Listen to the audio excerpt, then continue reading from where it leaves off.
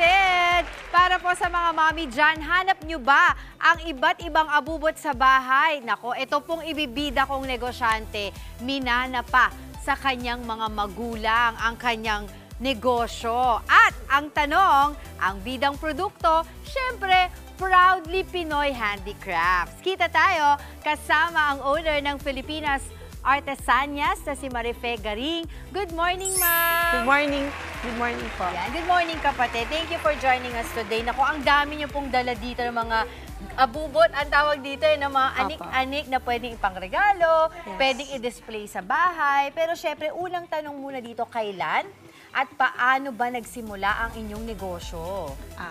Ang Filipinas Artesanias po, nag-start siya year 2000. Pero we started the business po during the 1960s pa.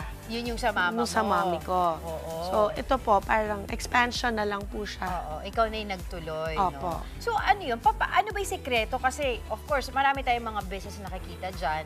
Nagtatayo, nagpa-flourish ng ilang taon. And then, after ng several years, medyo hindi na maganda yung kitaan. Pero kayo po, ano po ba yung sekreto para tumagal yung negosyo? Yung kayo po ang humawak nito, 25 years. Ang sekreto po siguro, well, yung mga tao nagnenegosyo to earn money, diba? Pero for us kasi, it's not just about earning money. Una, legacy na po kasi yan, yung negosyong yan. Number two, hindi dapat iisipin mo, kikita ka lang. Dapat alam mo, masaya yung kliyente mo. Kasi mas masarap yung pakiramdam na, alam mo, babalikan at babalikan ka nila. Ang ganda nung sinabi mo, legasiya. Kasi I was gonna ask you nga, bakit ba naisip mo na ituloy ito? Dahil pwedeng ikaw naman ay mag-venture sa ibang negosyo. Ito ay nakalakihan mo na. Paki-explain mo sa akin yung legasiya na tinutuloy mo mula sa iyong magulang. Kasi, 10 kami magkakapatid. We were all born and raised by my parents through this business po. So parang ako galing na ako sa corporate world.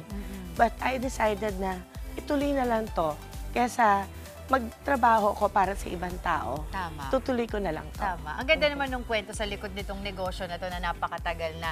Siyempre gusto ko nang tanungin ano-ano itong mga dala mo at ano-ano yung mga bestseller. Yung mga talagang gustong ino-order at binibili ng mga customer nyo. Okay.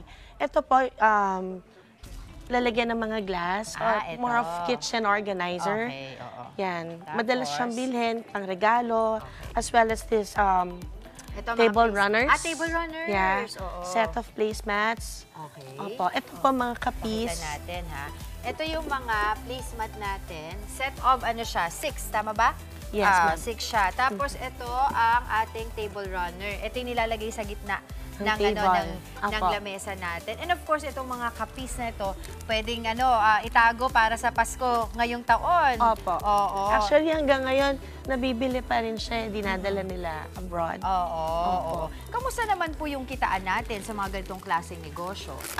Okay naman po. Okay naman po yung kita dito. Okay siya. Mga ilang digits na tayo sa isang buwan?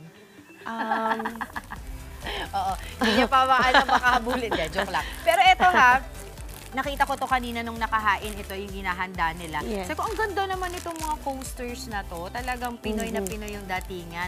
Pag ganito po ba, magkano yung isang set? Yan po, nasa 180 po yan isang set. 180 lang, 6 na kaagad, ano? Ito pong mga bags na ito na, alam niyo na Pinoy din, talagang may tatak Pinoy ang datingan. Magkano naman po ito? This is 1,300, ma'am. For this size. Oo. Ay, mukha naman matibay, no? Oo, di ba? Maganda na siya. Pero mga ganun na mga pagbit-bit sa kanya. And then, of course, itong mga pamaypay, dahil mainit sa Pilipinas. Magkano po ito? Yan po, 200 po. Paano ba? Chop. Ay, gano'n. Magkano po siya? 200 to 250. Okay. Po. So, ano po ba? Yung mga, baka meron po kayong gustong iba pang mga maibigay na tips, discarded tips sa ating mga nanay na talagang naiengganyo rin pong magnegosyo katulad po ninyo? Ang advice ko, dapat lagi kayong nag-venture ko ano pa yung meron na kasing usual items tayo eh. So, it's always best na mag-isip ka kung paano ka magiging unique compared sa iba. Kasi matindi ang competition po totoo ngayon sa yan. business. So, dapat mag-iisip ka rin kung ano yung mga unique products or ikaw mismo mag-isip ka ng iba mong designs. Ayun. Ito, kilala kayo sa pagiging yung inyong produkto ay locally made. Yes, Diba? Mahalin natin ang produktong atin, ika nga. Yes, Saan po ba kayo makikita? Saan pwedeng mag-order? Saan pwedeng makita yung mga designs sa pwede nilang orderin? Yeah. Pwede po kami makontakt sa Filipinas Artesanias or philiartesanias@gmail.com. Makikita nyo rin yun sa Facebook. We also have Shopee account. Contact numbers, pwede po ibigay? Yes. Okay, it's 0917-832-4829, 0922-833-7856. Ayun. Meron ba kayo physical store? Yes, sa Quiapo, Manila po, Padilla Building, sa tapat po ng ilalim ng tulay. Ayun. Sige, huwag niyo pong kakalimutan na si Marife, no, ng Filipinas Artesanias. Maraming salamat Thank you so po sa much inyo. po. Ang cute-cute nito. Tingnan ninyo. Ang liit-liit. Tapos meron siyang handle. Ang cute. Pang mga formal events. Alright. Maraming salamat po sa inyo.